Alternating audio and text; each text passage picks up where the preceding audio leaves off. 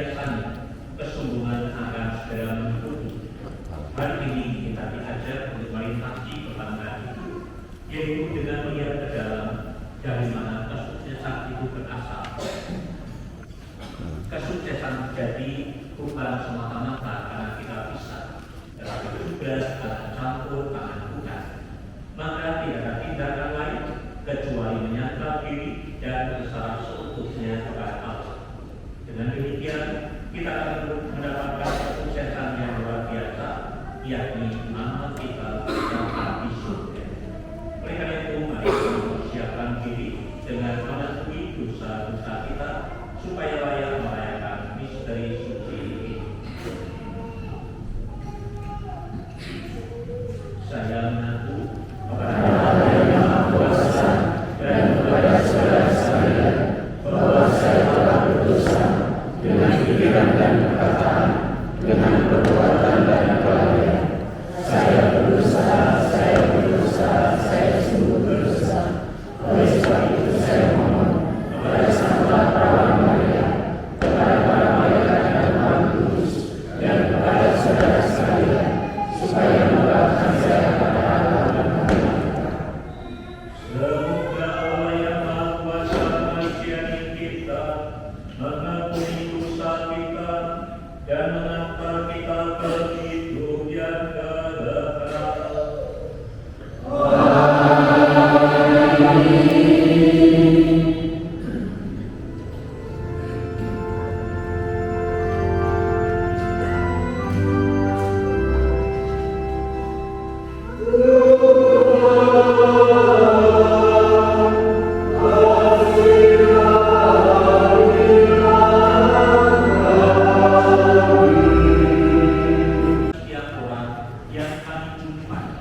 Sehingga semakin banyak orang yang beriman kepada dengan perantaraan Tuhan kami Yesus Kristus Putra-Mu yang hidup dan berkuasa bersama kita dalam persatuan Roh Kudus, Allah sepanjang segala masa.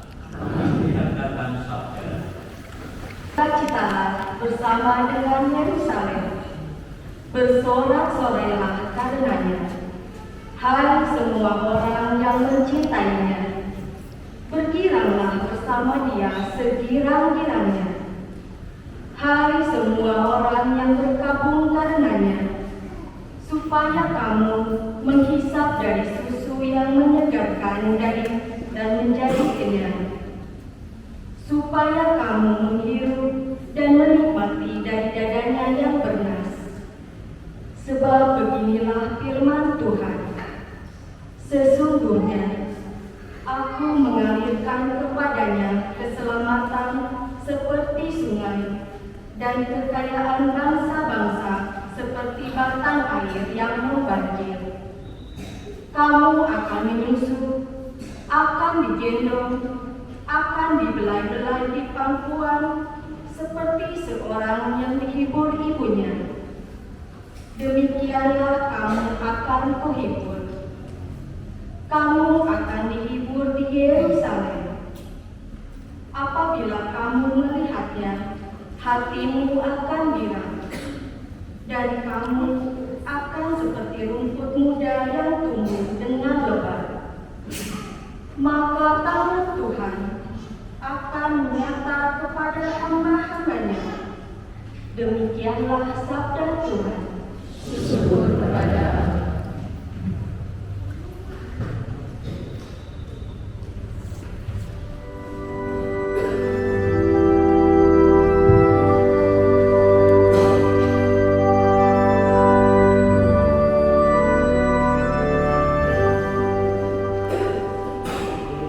Sorak-sorailah bagi Tuhan, selalu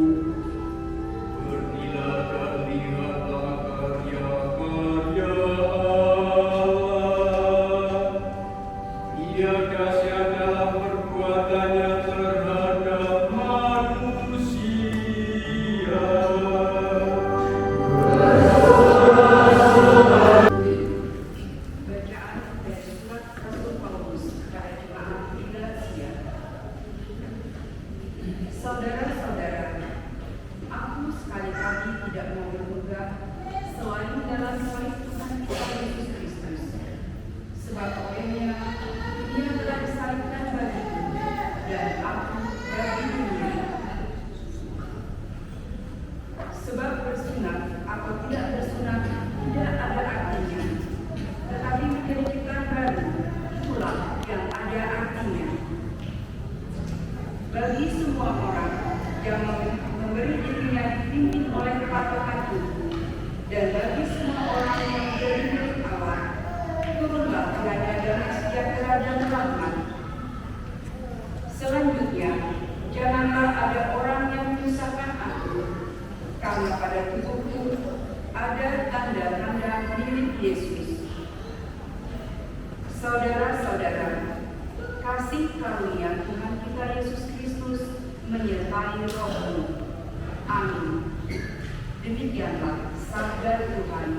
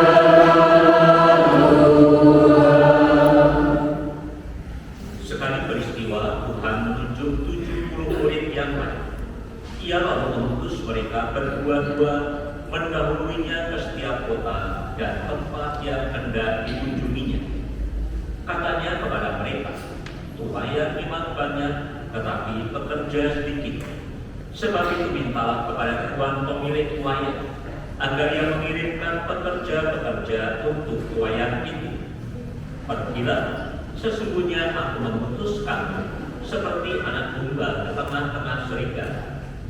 Janganlah membawa budi-budi atau kantong perbekalan atau kasut, dan janganlah memberi salam kepada siapapun selama dalam perjalanan. Kalau kamu memasuki suatu rumah, katakanlah lebih dahulu, damai bagi rumah ini. Jika di situ ada orang yang layak menerima damai, maka salammu akan tinggal padanya. Tetapi jika tidak, salammu itu kembali kepadamu. Tinggallah dalam rumah itu, makan dan minumlah apa yang diberikan kepadamu, sebab seorang pekerja patut mendapat upahnya. Janganlah berpindah-pindah rumah. Jika kamu masuk ke dalam sebuah kota dan diterima di situ, makanlah apa yang dihidangkan kepadamu, dan sembuhkanlah orang-orang sakit yang ada di situ. Dan katakanlah kepada mereka, kerajaan Allah sudah dekat padamu. Tetapi jika kamu masuk ke dalam sebuah kota dan kamu tidak diterima di situ, pergilah ke jalan-jalan raya kota itu dan serukanlah, juga debu kotamu yang melekat pada kaki kami kebaskan di depan. Tetapi ketahuilah ini, kerajaan Allah sudah dekat. Aku berkata kepadamu, pada hari itu Sodom akan lebih ringan tanggungannya daripada kota itu. Sesudah menyelesaikan perutusannya, ke-70 kembali dengan gembira dan berkata, Tuhan, setan-setan pun takluk kepada kami demi nama. Lalu kata Yesus kepada mereka, Aku melihat iblis jatuh seperti kilat dari langit. Sesungguhnya Aku telah memberikan kuasa menginjak ular dan kalajengking, dan kuasa atas segala kekuatan musuh, sehingga tidak ada yang akan membahayakan kamu. Namun demikian, janganlah bersukacita, karena roh-roh itu takluk kepadamu, tetapi bersukacitalah karena namamu terdaftar di surga.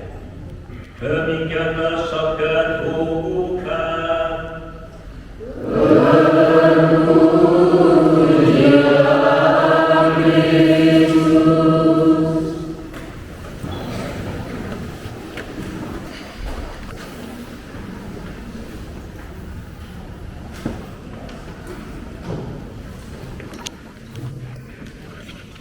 Saudari dan saudara sekalian yang terkasih, hari-hari ini kalau kita melihat orang-orang di sekitar kita, mungkin kita akan melihat wajah-wajah yang penuh dengan kegembiraan maupun juga kebanggaan. Banyak alasan begitu, terutama untuk anak-anak, karena mereka naik kelas ataupun juga lulus, kemudian mereka diterima di sekolah lanjutan yang diinginkan, atau ke perguruan tinggi, atau kemudian diterima untuk bekerja. Dan yang pasti, hari-hari ini anak-anak menikmati saat liburan. Itu sebagian tanda kegembiraan, dan juga kebanggaan mungkin karena prestasi yang diperoleh oleh anak-anak. Maka mari kita mencoba melihat kegembiraan macam apa yang seharusnya kita usahakan dan kita wujudkan dalam kehidupan kita. Kita belajar dari bacaan-bacaan yang telah kita dengarkan tadi. Dalam bacaan pertama, Nabi Yesaya menyampaikan kepada kita, bersukacitalah bersama-sama Yerusalem dan bersorak-soraklah karenanya, hai semua orang yang mencintainya. Jelas-jelas ajakan kita semua supaya kita bersorak-sorai dan bersukacita. Kenapa demikian? Kemudian Yesaya menyampaikan bahwa Tuhan begitu mencintai, begitu memanjakan kita umatnya. Kita seperti seorang bayi yang disusui, digendong, maupun juga dibelai-belai di pangkuan dan lain sebagainya. Disampaikan dalam bacaan pertama, seperti seseorang yang dihibur ibunya. Demikianlah Aku ini akan menghibur kamu. Kalaupun toh ada ibu yang tidak sayang kepada anaknya, tidak demikian hanya pada Tuhan. Tuhan pasti akan melebihi ibu dimanapun juga.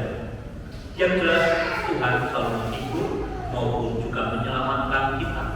Itulah alasan bersukacita sebelum bacaan pertama hari ini. Kemudian kita juga melihat dalam Mazmur tanggapan. Kita menyerukan bersama, bersorak-sorailah bagi Tuhan, hai seluruh bumi. Kembali ajakan untuk bersorak-sorai, bersukacita. Kemudian dalam salah satu bait Mazmur tanggapan juga diungkapkan, marilah, dengarlah hai kamu sekalian yang takut akan Allah. Aku tidak menceritakan apa yang dilakukannya terhadap diriku. Terpujilah Allah yang tidak menolak Tuhanku dan tidak menjauhkan kasih setianya daripada. Alasan bergembira karena doa kita didengarkan sekurang-kurangnya, bahkan juga dikabulkan, dan bahwa Tuhan selalu setia akan janji-janjinya. Ia pun juga tidak henti-hentinya mencurahkan kasih-Nya untuk kehidupan kita. Itu alasan bersorak-sorai dan bersukacita yang kita dengarkan dalam Mazmur tanggapan. Mari kita melihat dalam bacaan kedua. Sekarang berbicara tentang Rasul Paulus. Rasul Paulus pun dengan jelas dia mengatakan, Aku sekali-kali tidak mau bermegah selain dalam salib Tuhan kita Yesus Kristus, sebab olehnya dunia telah disalibkan bagiku dan aku bagi dunia. Sebab bersunat atau tidak bersunat tidak ada artinya, tetapi menjadi ciptaan baru itulah yang ada artinya. Kegembiraan Rasul Paulus bahwa dia boleh menjadi ciptaan baru. yang ditandai dengan perubahan nama. Semula Saulus, kemudian menjadi Paulus. Semula ia menganiaya oleh Kristus, dan kemudian menjadi pewarta Kristus yang sejati. Bahkan ia juga bersyukur bahwa boleh dilibatkan dalam salib Kristus. Salib tidak lagi dilihat sebagai beban, tetapi justru membawa sukacita karena ia boleh terlibat di sana.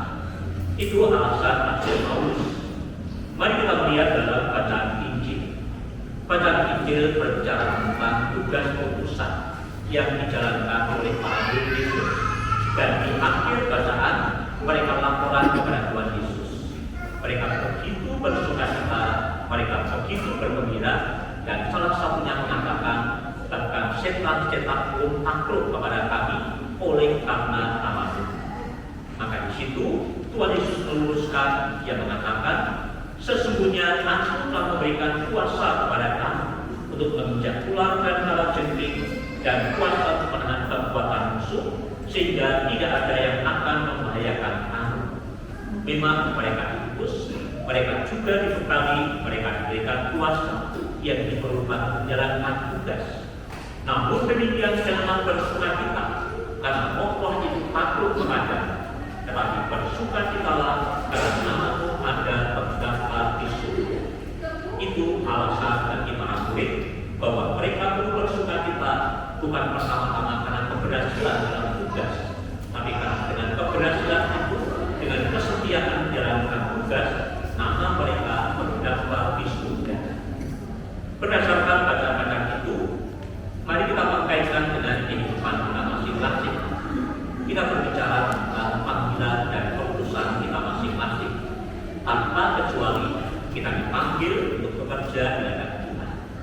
Angka 70 dalam Alkitab mempunyai arti, yakni semua saja yang mengaku sebagai pengikut Yesus, maka mereka dipanggil untuk melakukan hal yang sama. Dalam bacaan Injil disampaikan, tuayan memang banyak, tetapi pekerja sedikit. Karena itu mintalah kepada Tuhan yang mempunyai tuayan, supaya Ia mengirimkan pekerja-pekerja untuk tuayan itu. Yang jelas sampai sekarang ini, tuayan tidak pernah berkekurangan, selalu berlimpah. Kita semua dipanggil sesuai dengan kemasan kita masing-masing. Dan dalam kenyataannya, panggilan khusus memang masih sangat kurang. Salah satunya, sekarang ini pastornya hanya saya. Kemudian kita bersyukur dan bersukacita hari ini. Jarang sekali kita melihat suster, maka sekarang kita melihat ada seorang suster di tengah-tengah kita. Selamat datang suster. Mungkin warga di sini, mungkin keluarga dari sini. Nah, kita semua dipanggil untuk terlibat dalam karya perutusan, karena memang Tuhan menghendaki demikian. Lalu apakah mudah dalam menjalankan tugas perutusan itu? Ternyata bukan suatu tugas yang mudah. Pergilah, sesungguhnya Aku mengutus kamu seperti anak domba ke tengah-tengah serigala. Sepintas mendapatkan, tapi tidak mungkin yang namanya anak domba kemudian diutus ke tengah-tengah serigala berusaha. Domba selalu ada di belakangnya seorang gembala. Gembala tidak akan membiarkan anak domba itu mengalami bahaya. Ia akan selalu berada di sampingnya, melindungi dan menjaga domba itu. Artinya, sekalipun tugas kita berat, tapi Allah yang mengutus, Allah juga yang memperlengkapi, Allah juga yang akan melindungi suara kita. Maka tidak ada kata lain dalam menjalankan tugas itu, kita memang diminta tidak mengandalkan kekuatan kita, tapi semata-mata mengandalkan kita. Dan yang pasti, seorang pekerja juga patut mendapatkan upahnya. Tinggallah dalam rumah itu, makan dan minumlah apa yang diberikan orang kepada, sebab seorang pekerja patut mendapat upah. Itu yang disampaikan dalam bacaan Injil. Dan dari semuanya itu, ketika kita menanggapi panggilan Tuhan, menjalankannya dengan sekuat tenaga, seoptimal mungkin, tentu akan menghasilkan buah. Buah perutusan itu adalah bersukacitalah karena nama-Mu ada terdaftar di surga. Kita semua dipanggil menjalankan tugas itu, dan nanti kita akan mendapatkan bahwa nama kita berada di surga, kegembiraan yang sejati, sukacita.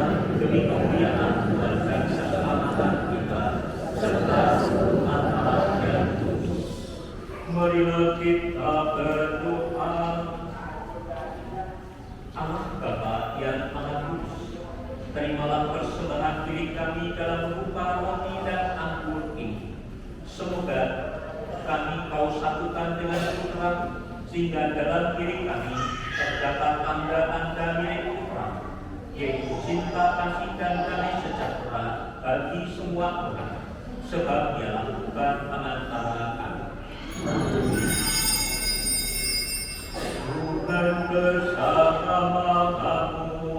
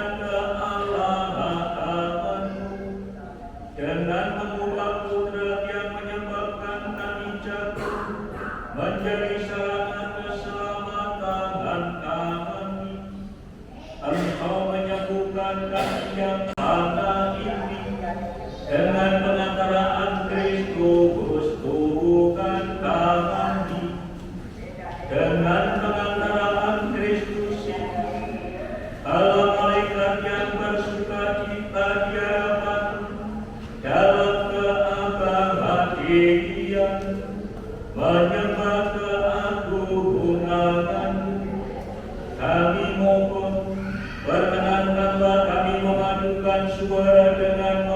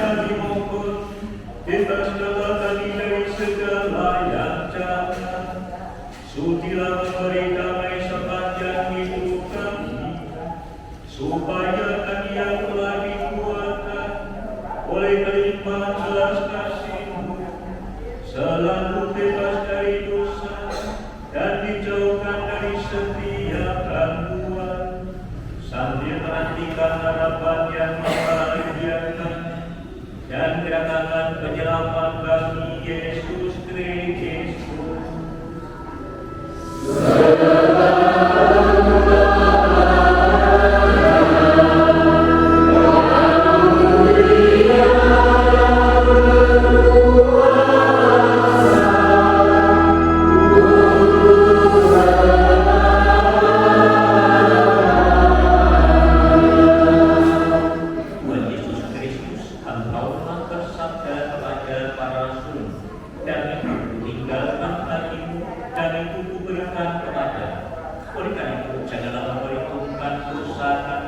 Tetapi perhatikanlah iman gereja dan berilah kami damai dan kesatuan sesuai dengan kehendak Engkau yang hidup dan raja sepanjang segala masa.